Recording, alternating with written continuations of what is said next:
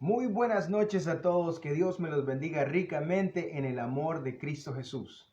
Somos aquí la familia pastoral Mendoza, la pastora Luisa, mi hija Mary y su servidor Raúl Mendoza. Estamos aquí otra vez en este servicio de adoración a nuestro Señor, a Dios, a Cristo Jesús. Amén. ¿Ok? Sin más preámbulo, vamos a empezar. Yo tengo una corta oración y después vamos a entonar una alabanza. Y después le damos el tiempo a la pastora Luisa, que nos trae la palabra esta noche. Inclinemos nuestros rostros, busquemos presencia de Dios. Señor Padre Santo, te damos las gracias. Otro domingo más, tus misericordias no tienen fin, Señor.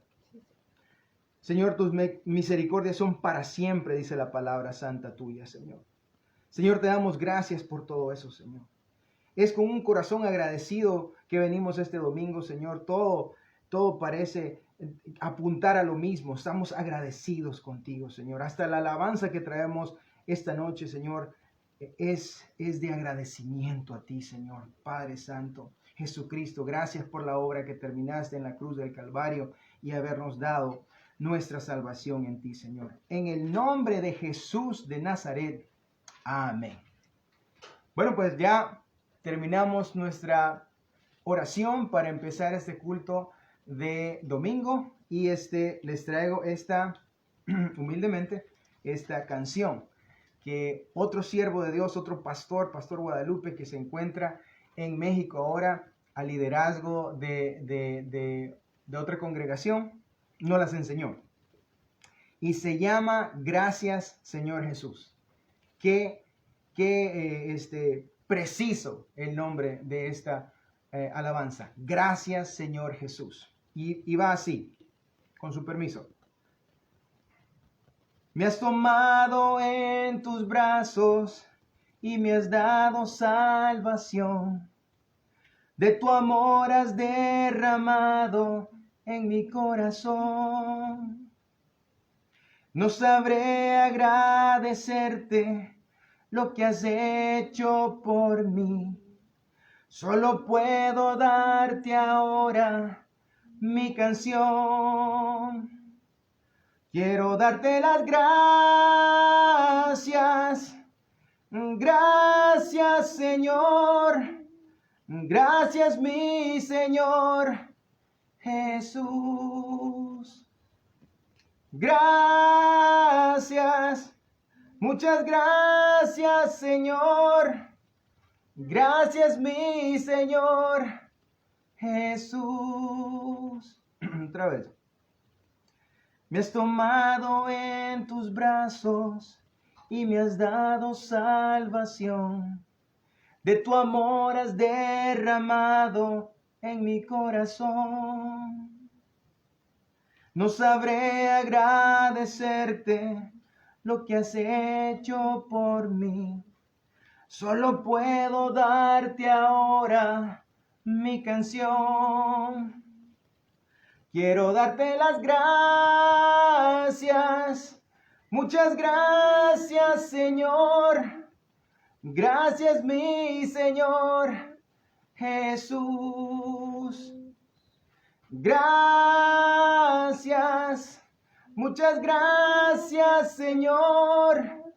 Gracias, mi Señor Jesús. Alabado sea el nombre de Jesús. Y ahora le damos el tiempo a la pastora Luisita.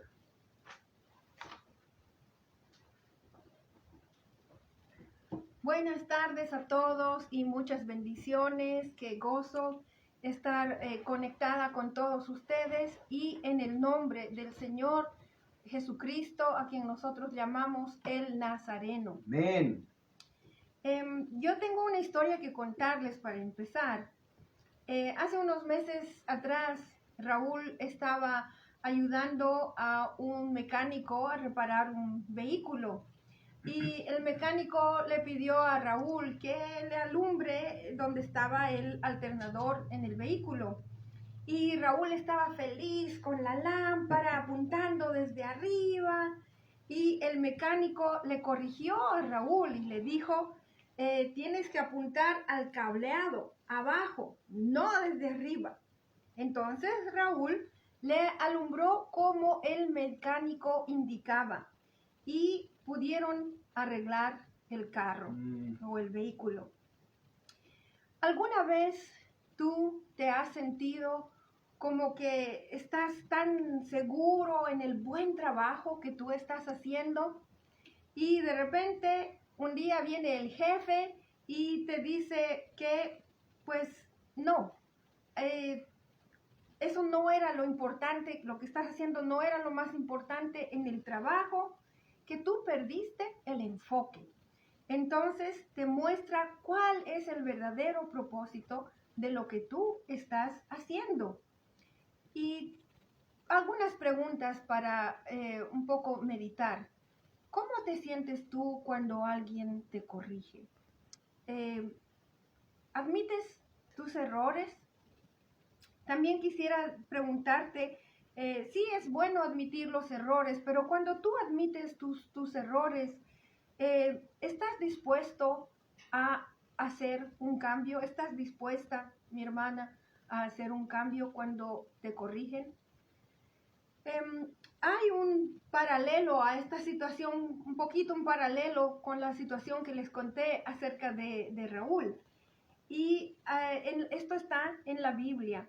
Ustedes saben, estamos estudiando el libro de Mateo, pero vamos a hacer un pequeño paréntesis y vamos a ir al libro de Lucas, el Evangelio según San Lucas, y vamos a ir al capítulo 11. Para los que ya estén en Mateo, manténganlo marcado en Mateo capítulo 12, pero hacemos un pequeño paréntesis, nos vamos a ir a Lucas capítulo 11, los versos 27 y 28, y la palabra del Señor nos dice: mientras Jesús decía estas cosas, una mujer de entre la multitud exclamó: dichosa la mujer que te dio a luz y te amamantó. Dichosos más bien, dijo Jesús, son los que oyen la palabra de Dios y la obedecen. Amén. Quisiera preguntarles a las personas que estuvieron conmigo la semana anterior, ya sea en línea o presentes, ¿qué es lo que aprendimos la semana anterior?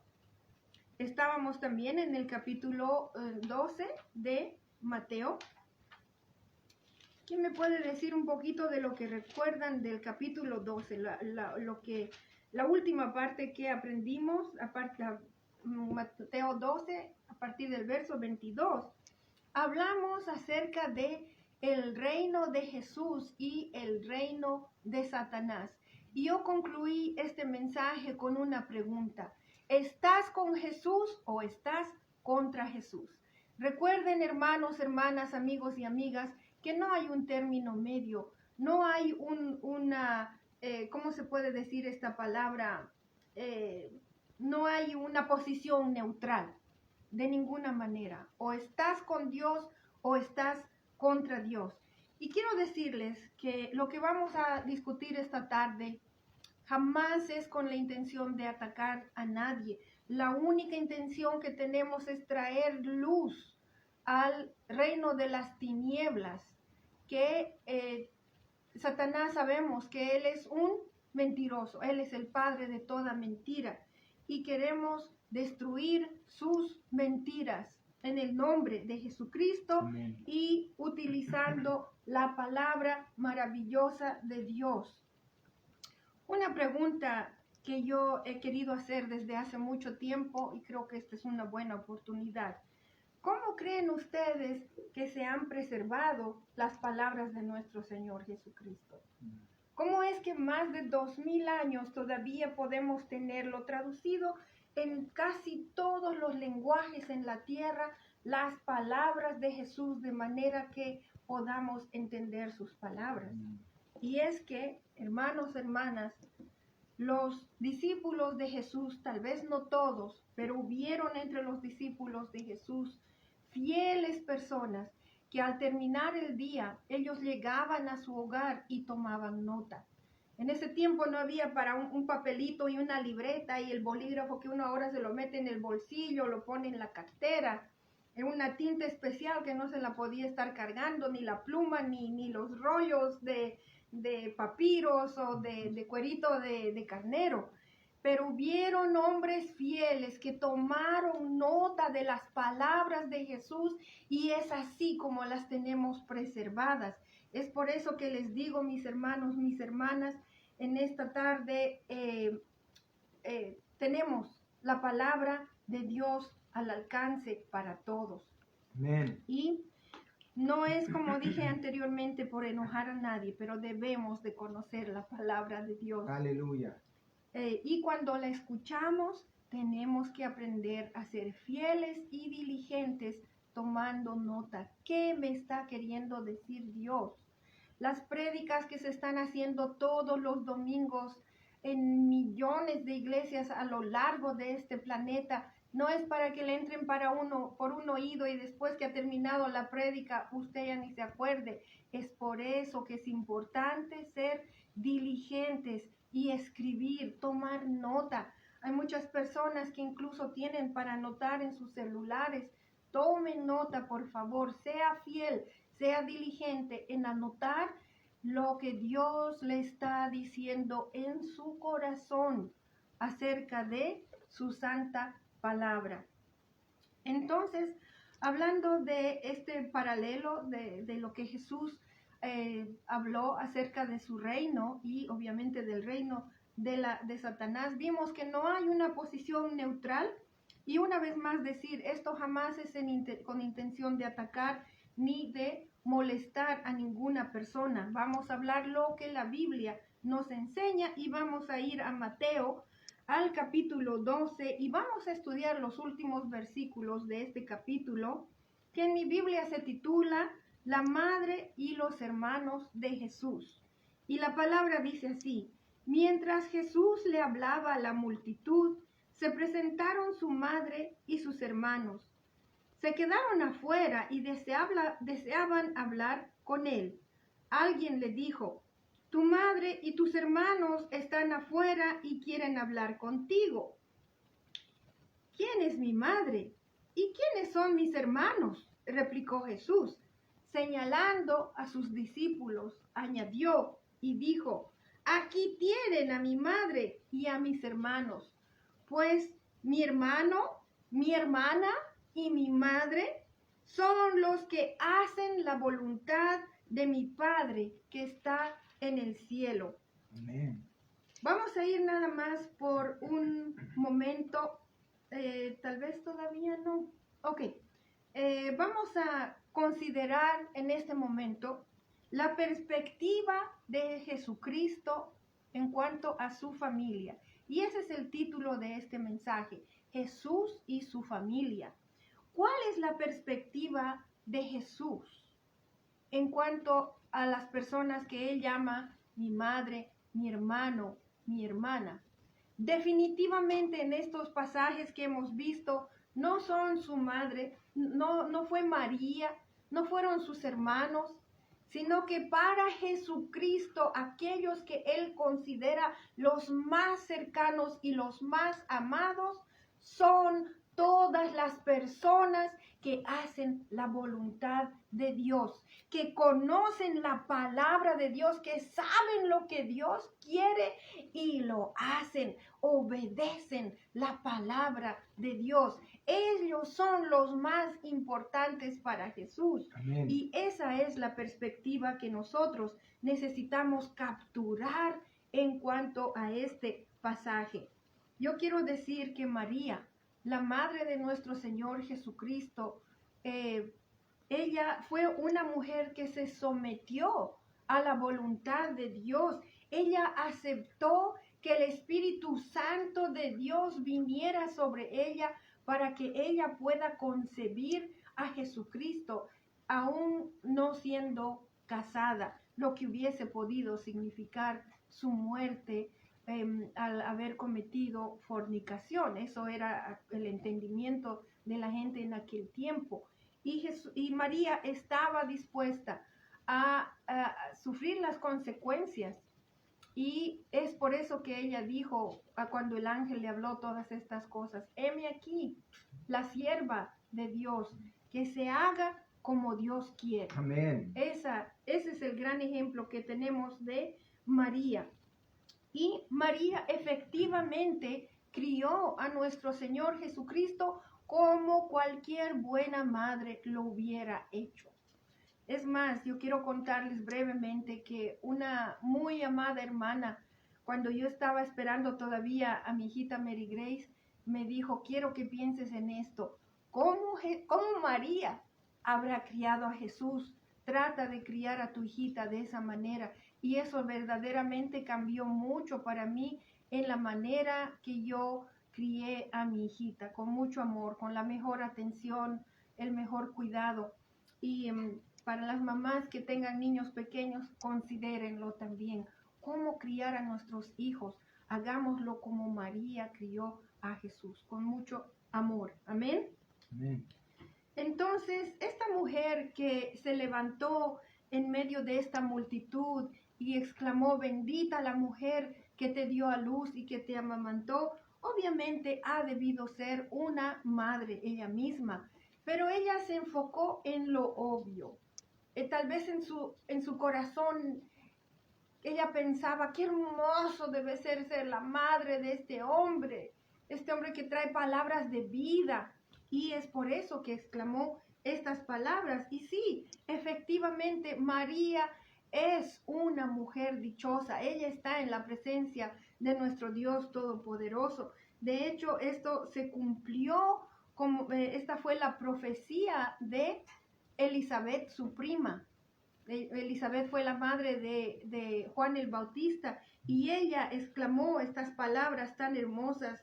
Lucas, vamos a ir solo por un momentito a Lucas, el capítulo 1, solo para leer las palabras de Elizabeth. Vamos a ir a Lucas 1:42 y la palabra del Señor dice que Elizabeth, llena del Espíritu Santo, exclamó, bendita tú entre las mujeres y bendito el hijo que darás a luz. Estas son las palabras de una mujer llena del Espíritu Santo. Pero lo que yo les suplico que consideremos esta noche es que vayamos más a fondo de lo que este pasaje nos dice. No nos quedemos con lo que es lo aparente, lo obvio. Tenemos que ir más profundo a lo que Jesús verdaderamente nos quiere decir. Amén. Jesús nos muestra lo que es verdaderamente importante para Dios.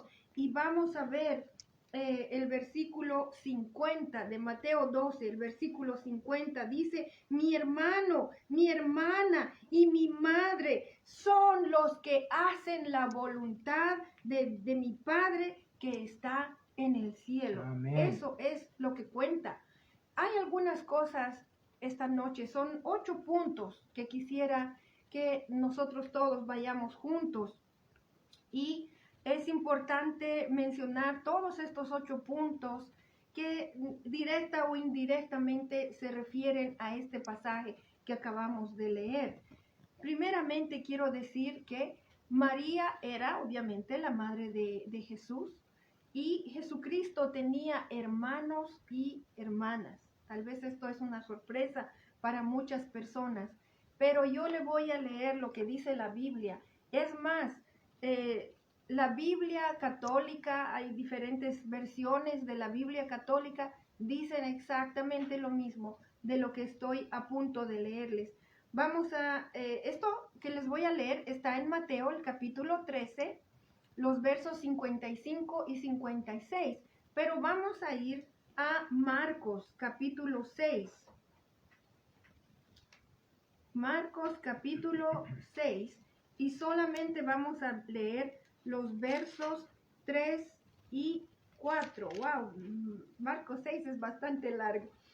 Son Marcos 6, los versos 3 y 4, y dice la palabra, Jesús había vuelto a Nazaret y la gente allí en el pueblo donde él se había criado, que era Nazaret, decían, ¿no es acaso este el hijo del carpintero?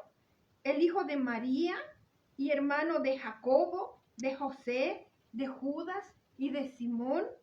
¿No están sus hermanas aquí con nosotros? Y se escandalizaban a causa de él. Por tanto, Jesús les dijo: en todas partes se honra a un profeta, menos en su tierra, entre sus familiares y en su propia casa. Qué gran verdad dijo nuestro Señor Jesucristo. Quiero también establecer, mis hermanos, mis hermanas, amigos y amigas, que ni María, ni los hermanos de Jesús, ni sus hermanas, ninguno de ellos no fueron ni seguidores ni discípulos de Jesucristo durante su ministerio en la tierra de Israel. Eso lo podemos entender claramente al leer la Biblia. No hay un lugar donde dice María ni sus hermanos no fueron discípulos de Jesús, así que no lo busque. Pero cuando usted lee todos los evangelios, usted va a ver que ni María ni los hermanos de Jesús no fueron sus discípulos de nuestro Señor Jesucristo, a quien bendecimos y amamos. Es más, y quiero pedirles que no sé lo que usted hace cuando va a recibir una noticia fuerte. Yo normalmente les pido, siéntense, relájense un ratito, porque les voy a decir algo que va a ser bastante, va a sacudirlos, ¿ok? Así que siéntense, relájense. Si no lo quieren escuchar, les entiendo. Si quieren ponerle el sonido bajo o enmudecerlo por un momento, está bien. Cuando hagan mis dedos así, le puede volver a aumentar el volumen. Pero lo que les voy a decir sí es bastante fuerte. Y les quiero decir que la familia de Jesucristo hablaron mal de Jesús. ¿Qué les parece esto? Wow. Es difícil creerlo, pero para que usted esté convencido, tu hojita de papel, por favor, préstame, Raúl. Para que usted se convenza, vamos a ir un momento a Marcos. Vamos a ir al capítulo 3 y vamos a ver los primeros versículos. No, perdón. Marcos 3, 21.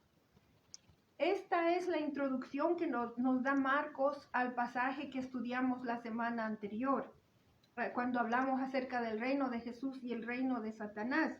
Marcos 3, 21. En todas las versiones va a encontrar usted lo mismo. Dice: luego Jesús entró a una casa y de nuevo se aglomeró tanta gente que ni siquiera podían comer él y sus discípulos. Cuando se enteraron sus parientes, salieron a hacerse cargo de él, porque decían: está fuera de sí. En otras palabras, este hombre está loco. O sea, ellos hablaron de esta manera, su familia de Jesús hablaron de esta manera. Dijeron que Jesús estaba loco y querían sacarlo de ese lugar. Y ahí vemos que estaban de sus parientes, ahí estaban María, ahí estaban sus hermanos, ahí estaban sus hermanas. Es más, esta no es, acuérdense que cuando yo les digo algo, yo siempre trato de traerles dos o más, ¿cómo se dice? Testigos, ¿ok? So, un testigo es este pasaje que acabo de leer. Vamos a ir a Juan, el capítulo 7. Esa es mi segunda prueba. Una vez más les digo, esto es un poquito fuerte. Juan capítulo 7. Amén.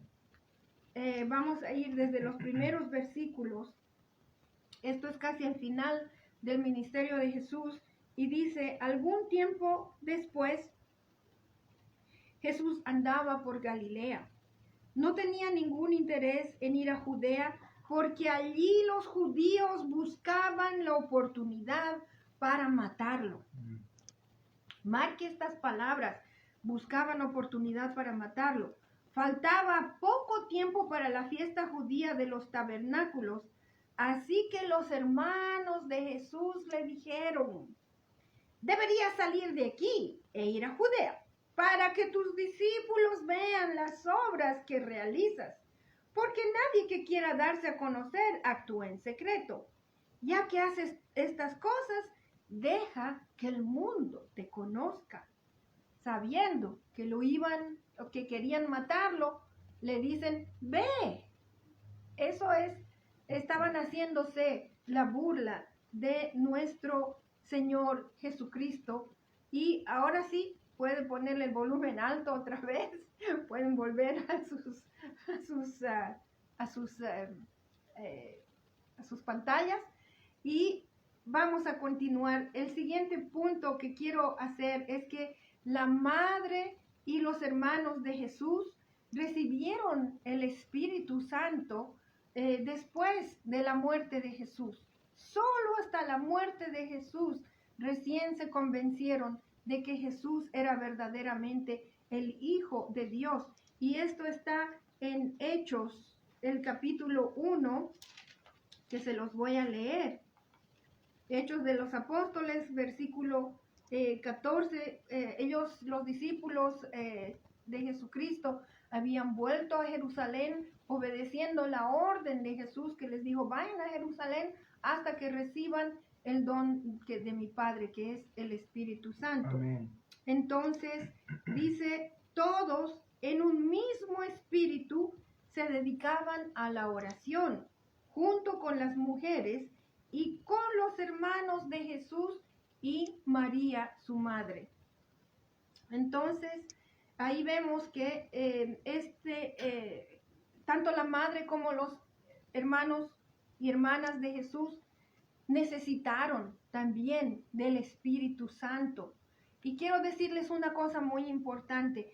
Esta es la última vez que la Biblia menciona a María. María no se la menciona más en la Biblia. Y un punto muy importante que quiero hacer, el número 6, es que uno de sus hermanos se llamaba Santiago.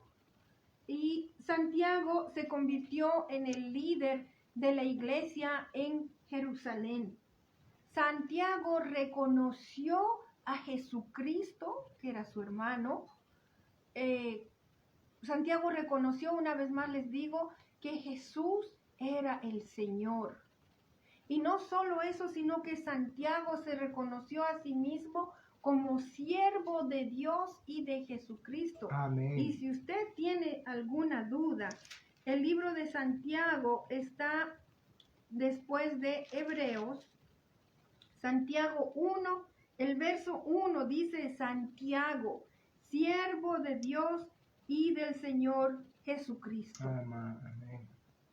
Una cosa más, el punto 7, es que ni siquiera Santiago, el hermano de nuestro Señor Jesucristo, hijo también de María, ni siquiera Santiago reconoció a María como la madre de Dios. Ese es un término muy equivocado.